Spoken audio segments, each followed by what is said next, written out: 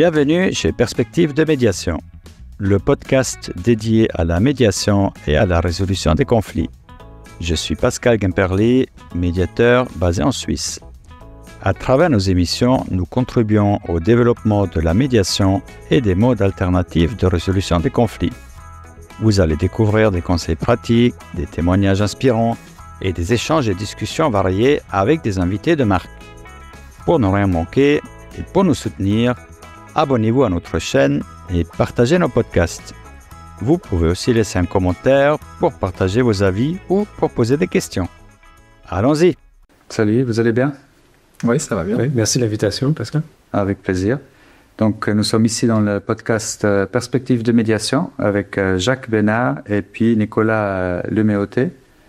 On est à Angers, au congrès de toutes les médiations. Son nom officiel pour dire qu'il y a toutes les disciplines et tout type de médiation ici présent.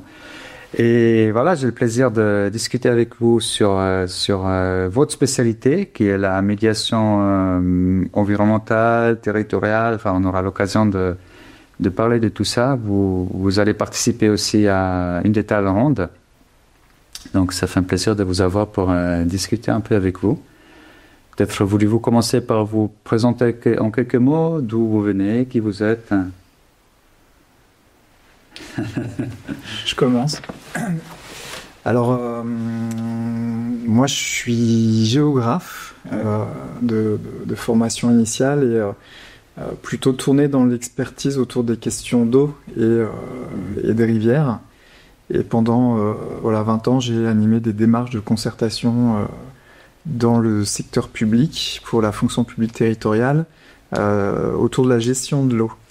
Et à un moment, je me suis formé à la médiation et du coup, j'ai poussé vraiment le curseur du côté des dimensions relationnelles des acteurs. Je me suis formé à la médiation et maintenant, depuis 3 ans, je fais partie d'une petite scope qui s'appelle DIALTER, qui a été fondée il y a 20 ans et qui développe une sous-famille, on va dire, de la médiation environnementale qui s'appelle le dialogue territorial. Ouais.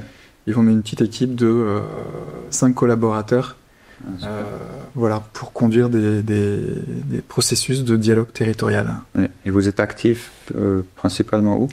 Et alors, on est actif sur toute la France potentiellement, mais j'habite en Haute-Savoie, donc je suis plutôt actif dans le quart sud-est de la France. Ouais.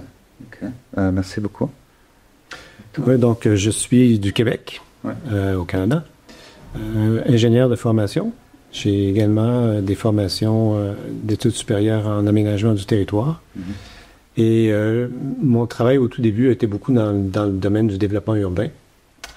Ce qui m'a amené à la participation publique, un peu comme Nicolas dans son parcours, et graduellement vers la médiation, particulièrement dans les cas de conflits publics entourant des types de développement. Donc, j'agis comme médiateur indépendant depuis une bonne vingtaine d'années. Je suis également enseignant à l'Université Sherbrooke, où un programme un programme relativement récent qui a été mis sur pied en médiation environnementale. Et également, j'agis sur des commissions d'enquête sur l'environnement pour le Bureau d'audience publique, qui est une organisation au Québec sur l'environnement. Donc, une organisation au Québec qui est un peu le pendant de la CNDP, donc la Commission nationale du débat public en France, qui traite de questions d'environnement. Donc, c'est un peu dans cet univers que je gravite.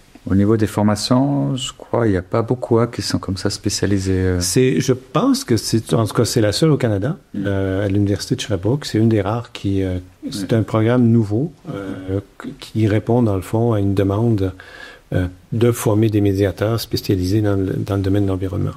OK. Ouais, moi, je ne connais pas un programme comme ça. Mais c'est bien d'avoir fait ça. Oui. Il faut être sur place, j'imagine. C'est pas en ligne. Non, c'est donné en ligne. Ah oui. Oui, okay. Oui. Il y a en fait, tous les cours que je donne sont donnés en ligne. Il y a des gens qui participent de partout au Québec, donc. On va partager les liens. Donc, il y a juste Oui, effectivement, c'est une bonne idée. Il y a juste un petit décalage horaire qu'il faut prendre en considération. Il faut être prêt à se coucher très tard, à se lever très tôt. C'est ça. Mais quand on a des enfants, ça peut même arranger. Hein. La journée pour les enfants et le soir pour les études. Bien. Donc voilà, vous appelez ça médiation territoriale, médiation environnementale, etc. Mais concrètement, donc ça concerne le collectif en quelque sorte. Ça concerne quoi? Tu as parlé de l'eau. Mais à quel moment, enfin, c'est quand il y a une rivière, à quel moment en fait ça concerne, à quel moment ça génère des conflits qu'il faut intervenir ouais. Ben, moi, j'aurais peut-être tendance à dire que le terme médiation environnementale, c'est un terme un peu parapluie dans le fond pour refléter des conflits qui touchent le territoire, les ressources naturelles. Mais pour moi, ça inclut également l'aménagement du territoire, l'environnement des villes, par exemple. Ce sont des processus qui sont relativement semblables, quelle que soit la nature du conflit environnemental. Et à l'intérieur de ça, bien, effectivement, il y a des sous-catégories ou des typologies de conflits selon les objets du conflit. Donc, ça peut toucher effectivement les questions de l'eau. Ça, c'est bien souvent, c'est relativement fréquent. Ça peut être sur des questions d'agriculture. Ça peut être sur des questions de densification des villes.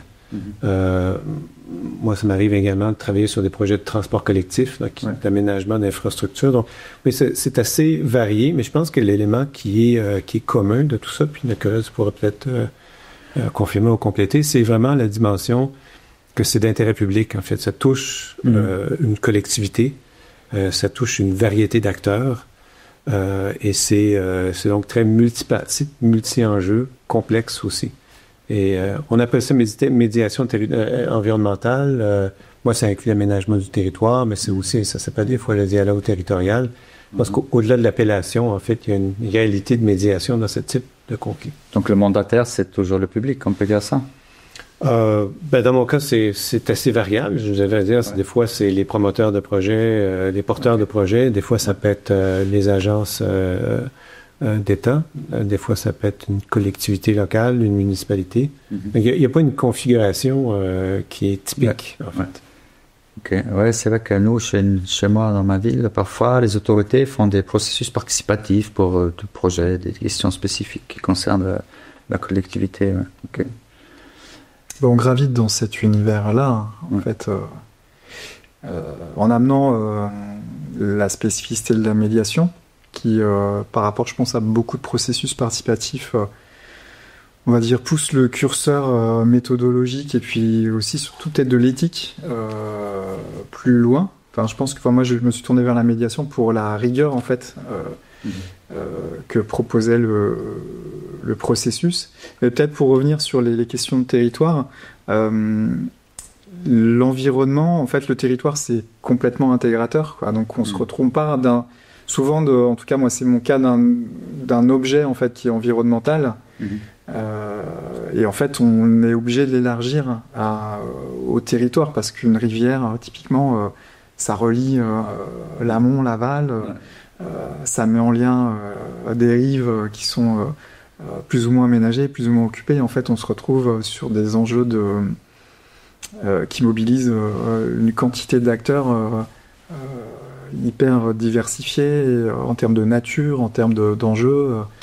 Donc, on se retrouve, en fait, quand on tire le fil, en fait, c'est tout le territoire qui vient généralement avec. Donc, oui, le terme environnemental, il a ce côté pratique que on nous situe à peu près sur nos objets, mais en fait l'idée du territoire, qui est quand même un lieu où les gens n'ont pas forcément choisi de vivre ensemble. En fait, on ne choisit pas forcément ses voisins, on n'est pas dans une communauté d'intention avec un projet, mais plutôt des personnes en fait, qui sont obligées de cohabiter autour d'une problématique de cours d'eau, d'une problématique de forêt,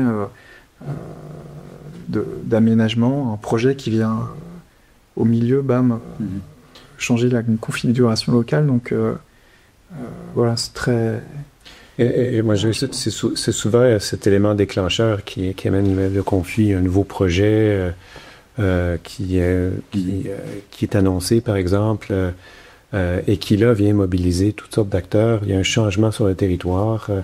Il y a des questionnements sur ce changement. Certains vont en profiter, dont d'autres, au contraire, vont peut-être en souffrir. Et il y a souvent aussi des enjeux de perception qui sont liés à la compréhension du projet lui-même, de ses finalités. Et j'ai tendance aussi à faire la distinction des démarches participatives, comme on les voit généralement, qui sont essentiellement de la consultation, de l'information. En médiation, comme mentionnait Nicolas, on va un petit peu plus loin dans la contribution à la prise de décision. C'est-à-dire qu'on s'attend à ce que dans une médiation, il y ait vraiment un apport important dans la prise de décision. Et un engagement aussi de ceux qui commandent cette médiation-là à respecter dans la mesure du possible, là, dans la mesure où les résultats sont concluants, à respecter les résultats de la médiation dans la prise de décision qui se fait souvent par des élus, par des décideurs publics. Est-ce que vous avez 2-3 exemples très concrets? Donc, tu parlais de densification, donc ça serait un projet de construction. Oui, je peux peut-être commencer avec ça. Ça a été beaucoup, ça m'a occupé beaucoup dans les dernières années, comme on sait, avec la transition écologique, où on tend à vouloir restreindre le périmètre d'urbanisation. Et il faut mettre les gens quelque part. Ouais, c'est ça. On construit aussi également on doit construire en hauteur. En Amérique du Nord, je pense que c'est la même chose dans certains pays. On a eu tendance pendant certaines décennies à s'étaler sur le territoire. Ouais. Et là, si on limite les frontières du développement, il faut construire, il faut densifier. Et donc, ça change l'environnement, les milieux de vie auxquels les gens sont habitués, auxquels ils sont attachés, auxquels leur identité est souvent reliée.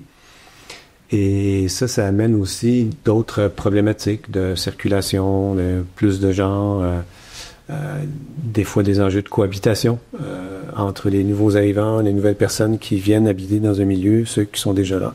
Donc, ça amène beaucoup de tensions. Mais c'est nécessaire, en fait. On n'a pas vraiment le choix. Il faut... Et souvent, ça vient avec d'autres infrastructures, comme des infrastructures plus lourdes de transport.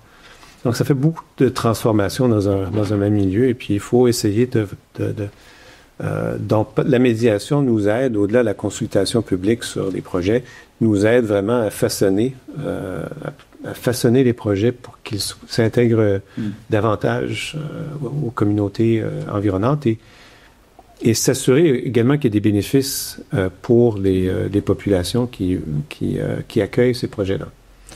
Donc, c'est d'aller au-delà de simplement proposer un projet d'habitation en hauteur. Il faut vraiment penser l'intégration et travailler avec les experts, travailler avec les ressources municipales, par exemple, les administrations publiques pour faire quelque chose qui va être mutuellement bénéfique. Et dans le cadre de l'eau, ça c'est quoi, une pollution moi, je travaille beaucoup en fait sur des projets de transformation de rivières. Alors, soit par exemple sur un projet de protection par rapport aux inondations qui induisent en fait des corrections. Des corrections de rivières ou des constructions de digues, mais qui ont un impact sur l'environnement. Du coup, il faut réfléchir si on monte des murs ou alors au contraire on les ouvre pour inonder. Alors, qui on inonde préférentiellement, qui est d'accord d'être inondé. Voilà, donc en fait, tu parlais de changement avec l'idée, il y a des perdants, il y a des gagnants. En fait, c'est souvent sur quoi se heurtent en fait les projets de ce type-là, et aussi les projets de transition. Donc, moi j'ai en tête un processus que j'ai conduit. Qui concernait en fait un projet de renaturation de cours d'eau. C'est des choses qui se font pas mal. En fait, il y a beaucoup de cours d'eau qui ont été complètement chenalisés. Et en fait, aujourd'hui, avec des politiques publiques, on va dire environnementalistes, qui permettent de trouver des financements pour faire des projets où on élargit le cours d'eau, on crée des zones humides, on laisse les eaux inonder des plaines qui se renaturent. Donc ça, c'est l'intention de départ, à implanter dans un contexte où, donc dans l'exemple auquel je pense, on était dans on va dire une plaine qui était en train d'être transformée peu à peu en parc urbain, en fait, avec beaucoup d'urbanisation, la problématique ruraux, néo-ruraux. Enfin, il y a quand même tout ce fond-là. En fait, on arrive sur un territoire qui est pas du tout vierge de tensions, de conflits, de représentations entre les uns et les autres. Il y avait des zones commerciales, des zones sportives, des zones agricoles, des zones urbaines, et en fait, au milieu de tout ça, il fallait faire de la place à la nature. Voilà, des projets précédents qui avaient déjà été, qui avaient échoué, avec des équipes municipales qui se renouvellent et puis qui laissent tomber en fait le projet précédent parce que en fait, il y a la problématique de satisfaire tout le monde, et c'est vrai qu'il y a pas mal on va dire, un désenchantement démocratique, je pense, de pas mal de monde, d'élus notamment, qui considèrent que, en fait, obtenir un consensus, ou au mieux, ils disent qu'il y aura toujours des désaccords, au pire, ils disent que c'est mission impossible maintenant, parce qu'il y a toujours l'association de riverains qui... voilà. Donc, on arrive sur ce terrain, avec des enjeux différents, des parties prenantes différentes, des attentes différentes, des besoins différents, et en fait, comment on met tout ça en musique, avec en plus la problématique, dans ce cas-là, de donner une voix à la nature, qui en fait était au point de départ du projet. Donc, en plus, ça c'est des dispositifs un peu expérimentaux, mais il y a aussi eu des ambassadeurs de la rivière, en fait, qui ont été désignés dans un processus, on va dire, un petit peu annexe au processus de médiation en tant que tel. Mais voilà, il y a eu une voix de la rivière aussi dans le processus. Et avec tous ces gens, on essaie alors, il y a de la participation, il y a de l'information, on essaie de former un groupe où on a une diversité de sensibilités, puis voilà, de faire avancer tout le monde avec une première étape de médiation, de reconnaissance des besoins, des enjeux. Et puis, petit à petit, on chemine pour aboutir à un projet co-construit, avec une décision finale des élus, mais sur la base d'un projet qui a été, on va dire, co-construit, qui est solide, qui a donc une légitimité pour la population autour. Et puis, je ne dis pas que ça marche à tous les coups, mais quand on y va pas à pas, en fait, c'est quand même assez puissant, je trouve, comme approche, quoi. Donc là, tu as parlé un peu du processus. C'est un peu ça, je pense, la question, peut-être une des questions principales. Parce que si c'est une médiation micro, on va dire, 2 personnes, un médiateur, voilà, les 2 personnes viennent, on s'assoit, et puis on a les 3 phases ou 5 phases un peu selon le modèle. Tout est clair, tout est prédéfini. Ça ne veut pas dire que c'est super facile, mais le processus, tout est clair. Là, je pense que c'est beaucoup d'imagination, de créativité. Rien qu'au début, à un certain moment, le mandat, soit peut-être un promoteur ou une autorité, mais à partir de là, déjà, qui est concerné, qui doit participer, comment vous faites, une fois que tu as le mandat, tu fais quoi? La première chose, c'est quoi? Quand on reçoit le téléphone, l'aventure commence, en fait. Il faut comprendre. Nicolas parlait du milieu. Les milieux arrivent souvent, il y a déjà des conflits latents.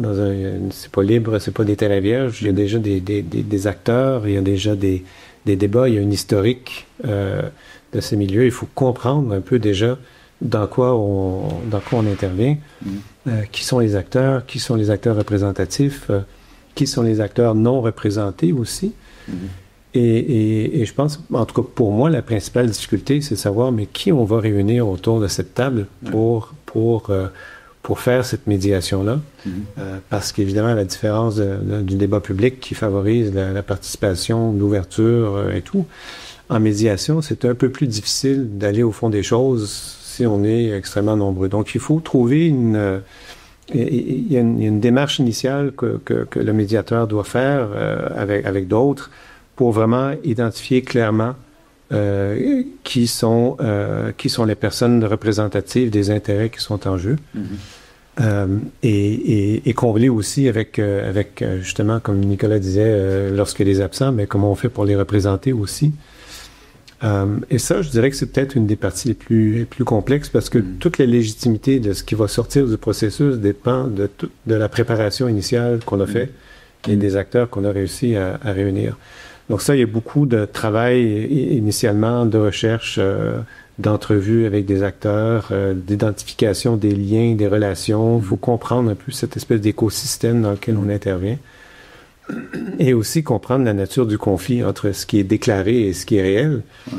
Il y a souvent une différence. On finit par apprendre qu'il y a des choses qui dépendent pas du projet, qui étaient des conflits déjà là, présents, latents. Et voir comment, dans le fond, ça entre en jeu. Donc, il y a un gros travail de préparation qui, avant même d'amorcer la médiation elle-même. Donc, ça prend quelques semaines ou mois. Ça dépend de l'urgence, en fait, il y a souvent, en fait, mon expérience, c'est que c'est rare qu'on fait une médiation hors d'une séance, d'une situation relativement urgente. Alors, quand c'est des médiations qui touchent des projets, il y a un échéancier, il y a un budget, il y a des autorisations, et c'est pas prévu à l'avance qu'il va y avoir une médiation. Alors, ça vient se rapporter à une situation, donc on est toujours un peu en mode... on est toujours, en fait, un peu en retard avec l'échéancier d'un projet ou d'un changement. Tout ça pour dire que toute cette préparation-là, ça peut prendre quelques semaines à quelques mois.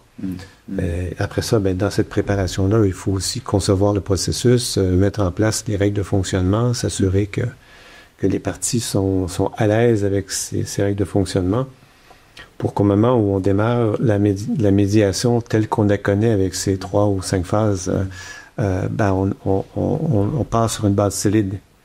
Et donc, on doit construire, finalement, on doit à la fois construire les parties, construire les parties qui vont négocier ou dialoguer, et aussi peut-être redéfinir, recadrer, en fait, la problématique. C'est beaucoup de travail du médiateur en amont du processus de médiation ou des étapes classiques de médiation. Et vous avez des parties qui sont peut-être pas constituées, je sais pas, des habitants d'un village ou qui n'ont pas une forme, qui sont pas une association ou quelque chose. Ça existe. Oui, et ça,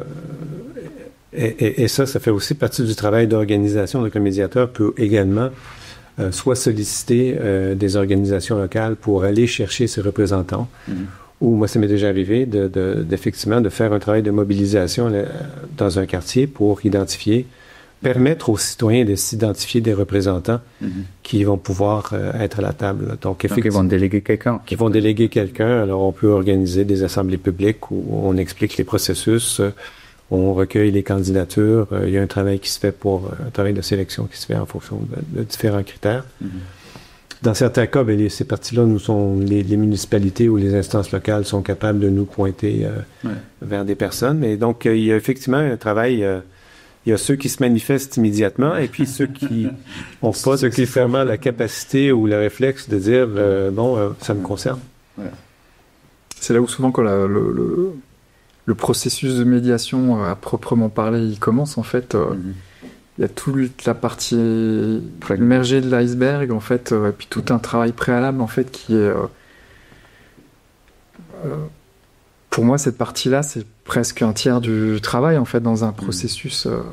Et généralement, quand les gens sont réunis, il y a déjà... Même le fait qu'ils viennent, surtout dans une situation de conflit, mais qu'ils soient présents et qu'ils soient prêts à partager, en fait, la même table... que des personnes avec qui ils sont en conflit ou qui se retrouvent à s'invectiver dans la presse. Déjà, en fait, le processus a déjà commencé, en fait, de façon souterraine, quoi. C'est comme un cessez-le-feu à ce moment-là. C'est-à-dire, on a une occasion, les gens sont prêts déjà à faire le geste d'aller dialoguer. Effectivement, au lieu d'utiliser d'autres alternatives, les médias, le lobbying, les démarches juridiques. Donc, je pense qu'effectivement, il y a une bonne partie du travail qui est faite au moment, en médiation environnementale, au moment où on a réussi à regrouper un groupe légitime de personnes qui sont prêts à entrer dans cette médiation. Ouais. Ouais. Puis les médias, là, c'est un peu délicat. Enfin, d'un côté, parce que la confidentialité, j'imagine, c'est difficile, parce qu'on n'est pas justement à 3 où tout le monde peut garantir. On ne connaît pas les gens, il y en a, je ne sais pas, 10, 20, 100 personnes, enfin, je ne sais pas, on parlera tout à l'heure. Mais garantir la confidentialité, donc, je crois que c'est compliqué, non, dans un contexte. Est-ce qu'il faut d'office impliquer les médias pour avoir un peu entre guillemets, le contrôle, mais pour pouvoir faire avec? Enfin, vous avez une expérience avec ça, avec les médias? Oui. C'est une partie qui est complexe parce que les médias sont intéressés, ils veulent savoir. C'est un sujet chaud, généralement. Ça fait de la bonne presse. Mais effectivement, il y a un moment, lorsqu'on entre en médiation, on doit convenir ensemble. On peut appeler ça de la confidentialité. Moi, je préfère appeler ça des modalités de communication. À quel moment on communique, comment on communique. Et donc, on établit une forme de plan de communication avec les parties et s'engage donc à respecter c'est ce qu'on convient ensemble de faire. Mais si on retient trop l'information, ça devient aussi problématique parce que des gens qui sont pas partie prenante de cette discussion-là, qui veulent savoir qu'est-ce qui se passe, surtout quand les processus sont longs. Et donc, il y a aussi un intérêt public justifie un peu de savoir ce qui se passe. Alors, il faut, c'est un bon dosage de communication puis de confidentialité. Il faut en même temps protéger les gens qui s'impliquent, leur laisser la chance de pouvoir s'exprimer plus librement. Si on faisait ça en public, probablement qu'on n'aurait pas les mêmes résultats. Ouais. Donc, on doit à la fois avoir cette confidentialité-là, mais aussi avoir une communication qui laisse savoir au monde extérieur comment les choses avancent. Ouais, vas-y. Ouais, je pense que la presse, elle est ou la communication, on va dire institutionnelle aussi, même du porteur de projet, c'est un vrai enjeu. Je pense qu'elle peut tout à fait être au service du processus, mais c'est vrai que ça demande, c'est vraiment du travail cousu main, c'est-à-dire que la personne qui suit on va dire le projet ou le processus, il faut qu'elle comprenne l'enjeu. Moi, je trouve que les médias, c'est intéressant pour mobiliser, en fait. Il y a quand même un moment besoin parfois, les parties prenantes ne sont pas au courant, en fait, qu'elles sont parties prenantes. Donc, il y a aussi une phase d'information, donc ça joue ce rôle-là. Et de mettre un peu en tension les acteurs pour aussi les motiver à trouver à s'engager, en fait, parce qu'on demande quand même à des gens de se réunir, de réfléchir, ça demande un peu de transpiration.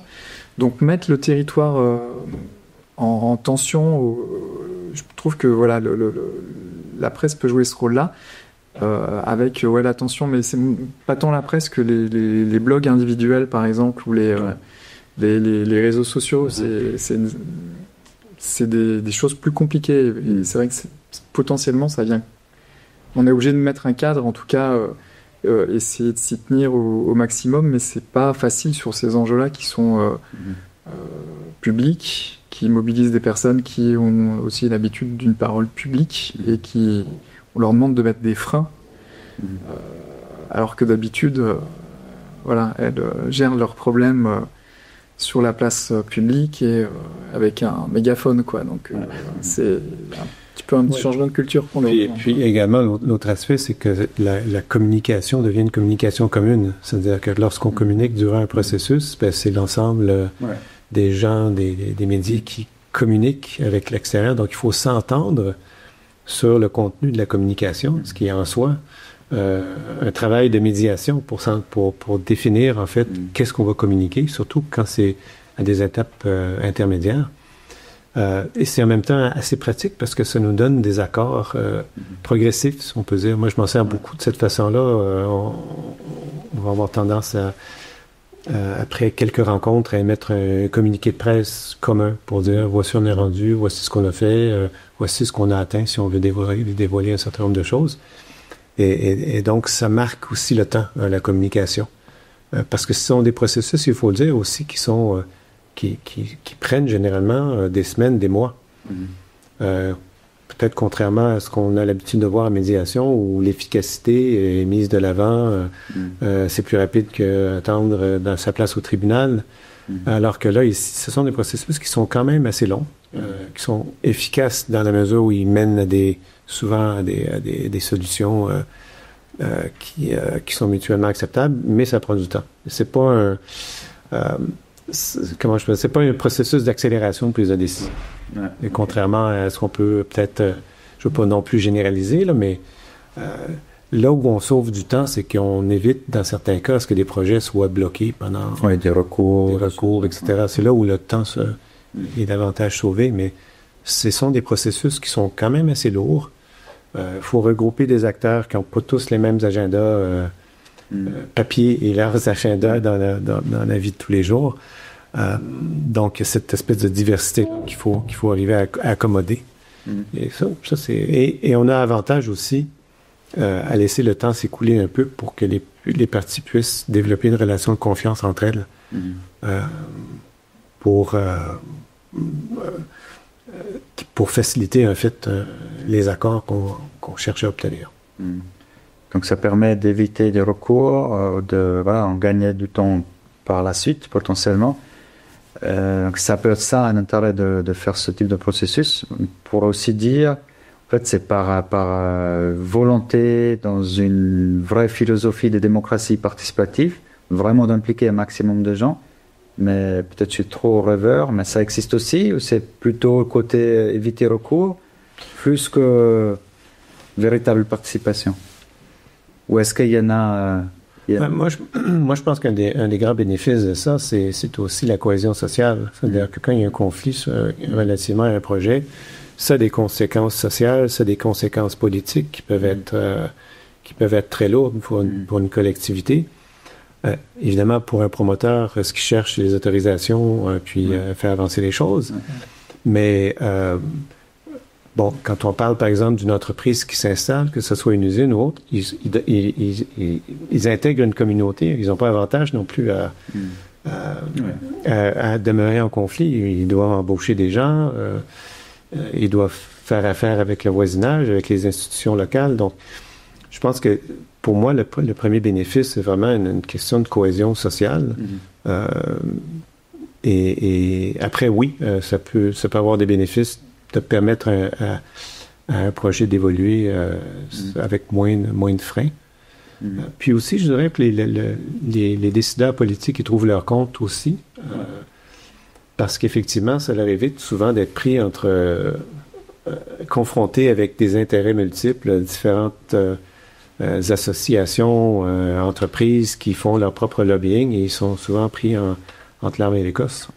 Ouais, je viens d'y penser, ça les décharge aussi en quelque sorte, parce que j'y pense parfois dans les médiations en entreprise où les responsables disent voilà, les deux, faites une médiation et puis ça vient chez le médiateur, puis en fait ils disent moi je vais rien savoir, ou si c'est terminé, vous me dites, voilà. Mais ça les décharge quand même d'un gros souci. C'est un peu là la même chose, non? Si vous êtes une municipalité, on donne ça, je dis ça dans le sens complètement positif, hein, oui. Mais de dire, voilà, parce que si c'est pas un processus comme ça, c'est souvent aux autorités de gérer, de faire, de régler les crises. De faire l'arbitrage, oui. Ouais, puis le rôle de l'élu, il devient quand même singulièrement compliqué, en fait, avec on va dire des administrés qui sont de plus en plus exigeants, qui sont de plus en plus revendicatifs. Il y a quand même un degré de tension ou de revendication qui est quand même élevé, quoi. Et ce qu'on leur évite, c'est... je pense que la paix sociale et puis le bénéfice... c'est dur parfois de faire des arbitrages, en fait. C'est-à-dire qu'il y a beaucoup de processus, je pense, participatifs, notamment consultatifs, en fait, où c'est... moi, c'est ce que je dis aux élus, aux personnes qui participent au processus de médiation. On va au-delà que rédiger sa lettre au Père Noël, quoi. Et en fait, les élus, eux, ils voient la concertation souvent comme... un tel qui demande ça, un autre qui demande ça, enfin, en fait, une accumulation de demandes qui sont de plus en plus parfois difficiles à concilier. Et puis, alors on leur dit c'est leur rôle politique d'arbitrer, mais en fait, la complexité des territoires, elle est telle que ces arbitrages, ils peuvent être hyper coûteux politiquement quand il y a des décisions où c'est 50-50, on sait qu'on va favoriser plutôt une population par rapport à une autre. Enfin, ça devient en fait compliqué. Donc, ce qu'on leur propose, c'est quelque chose qui est suffisamment abouti pour pouvoir s'en saisir sans prendre trop de coups, ou alors jouer vraiment un rôle d'arbitrage si par exemple il y a des vrais désaccords et que les parties prenantes n'ont pas réussi à se mettre d'accord, mais qu'il y a une clarification, et en fait le rôle d'arbitrage devient du coup parfaitement clair et parfaitement assumé sur la base de désaccords qui sont clairs et aussi transparents aussi vis-à-vis de la population. Donc là, on leur permet de prendre des responsabilités de façon assez sécurisée en fait, et c'est ça qui peut motiver, sachant que il y a aussi plein de personnes en fait qui adhèrent en fait au processus de médiation pour des raisons de valeur en fait, parce qu'ils trouvent que c'est quelque chose qui est positif en tout cas dans le tissu social, de faire attention au lien, à ce qui est délicat en fait sur un territoire, à ce qui peut être blessant, ce qui peut donc il y a aussi le cas des commanditaires qui adhèrent aux valeurs en fait aussi. Il y a peut-être un petit point à ajouter aussi à cet aspect-là, c'est que l'élu ne perd pas son pouvoir décisionnel. Des fois, ça peut être une préoccupation de l'élu de dire, bon, en déléguant la réflexion à un groupe qui va participer de médiation, ben, je perds mon pouvoir décisionnel. Alors, ce qui est un peu particulier aussi en médiation environnementale par rapport aux autres formes de médiation, ce sont rarement des médiations qui deviennent décisionnelles, c'est-à-dire qu'on va appliquer nécessairement ce qui est décidé va devenir... Donc, c'est pas à la fin du processus, il y a un vote de tous les participants pour dire on fait X ou Y ou... Ben c'est ça. Donc l'élu ou le décideur public, quel qu'il soit, garde encore... il reçoit généralement des recommandations qui sont généralement des recommandations qui sont très réfléchies aussi, parce qu'en médiation, on va vraiment au fond des choses, au fond des enjeux, on clarifie les problématiques, on réfléchit aux différentes options. Ce qu'on n'a pas souvent le luxe de faire dans des démarches de participation, de consultation, où on met tout le monde dans une salle, et puis on présente pendant 20 minutes, on débat pendant 1h30, puis après ça, on espère qu'il va y avoir une solution miraculeuse qui va aboutir de là. Je pense que la médiation, elle prend le temps, en fait, de construire la solution. Et comme Nicolas disait, c'est effectivement, on ne parvient pas à un consensus, malgré tous les efforts, ben, l'information est là. Hein? Et l'élu demeure, le décideur public, de façon très générale, conserve son pouvoir de décision. Il est élu, c'est son travail, c'est sa responsabilité. Et elle peut prendre une décision éclairée parce qu'il y a plein d'infos, c'est quoi les besoins de qui, voilà. Alors si on a mis des parties avec des points de vue contraires et puis qu'on finit par aboutir avec une solution qui fait consensus, c'est ce qu'on espère tout le temps, aussi ça met une pression sur l'élu pour respecter ce qui en sort. Alors c'est sûr que si ces démarches-là se font de mauvaise foi, ben effectivement, là, ça peut devenir très néfaste. Et nous, comme médiateurs, c'est notre travail, en fait, en amont, de voir si véritablement il y a une ouverture à ce que ce qui va ressortir de la médiation sera vraiment respecté. Si c'est pas le cas, on a des chances de créer plus de tort que de bien en faisant en sorte que des gens s'investissent dans des processus qui sont exigeants, qui sont demandants, qui prennent du temps.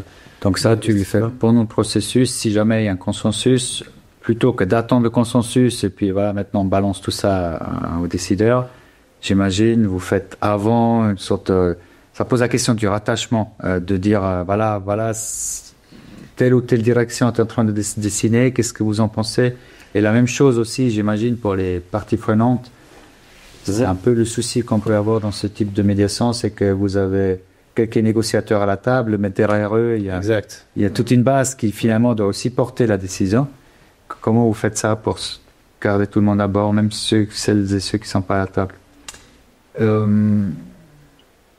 peut-être pour compléter, et ça reviendra aussi sur ta question, dans la préparation en fait du processus, dans l'approche du dialogue territorial, en fait, on co-construit le cadre. Et dans le cadre, on définit, et puis c'est un document qui nous sert aussi, alors ça n'a pas de valeur contractuelle, mais c'est un engagement moral vis-à-vis du médiateur, vis-à-vis des parties, vis-à-vis des élus, où on précise l'objectif, qui n'est pas forcément celui de départ, quoi, en fonction de l'ouverture et comment on reformule le problème, les objets dont on va parler, ceux dont on ne va pas parler, qui participe, et comment est pris la décision, c'est-à-dire que et on assume, et généralement ça tranquillise absolument tout le monde de dire le groupe co-construit le projet, ils pourront voter à la fin du processus, mais ça reste un projet qui est après transféré à l'élu qui s'en saisit et qui décide. Et quand c'est écrit noir sur blanc, en fait, il n'y a plus de confusion, tout le monde sait à peu près où il habite et quelles sont ses responsabilités, quoi. Et dans le cadre et dans la préparation, en fait, il y a cette attention-là à ce dont tu parles, en fait, qui est qu'il y a des groupes qui peuvent, enfin, plus ou moins organisés, enfin, ça peut, voilà, qui désignent des représentants dans le processus. Et l'enjeu, c'est que, en fait, comme les uns et les autres s'influencent, en fait, tout le monde chemine au sein du groupe, mais que potentiellement, ils peuvent larguer les amarres avec leurs groupes d'appartenance. Et puis revenir à la fin du processus en leur disant regardez ce qu'on a fait. Voilà, il peut y avoir des soucis et ça, c'est des choses qu'il faut identifier au démarrage. Et puis je sais que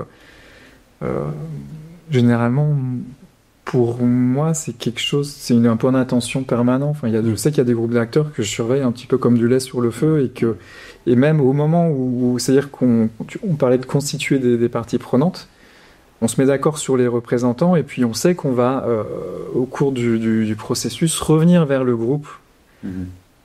Et moi, en tant que médiateur, participe à des réunions d'acteurs pour vérifier là où ils en sont, s'ils sont OK, s'ils partagent, vérifier qu'il y ait toujours ce lien, en fait, qu'il ne soit pas trop distendu.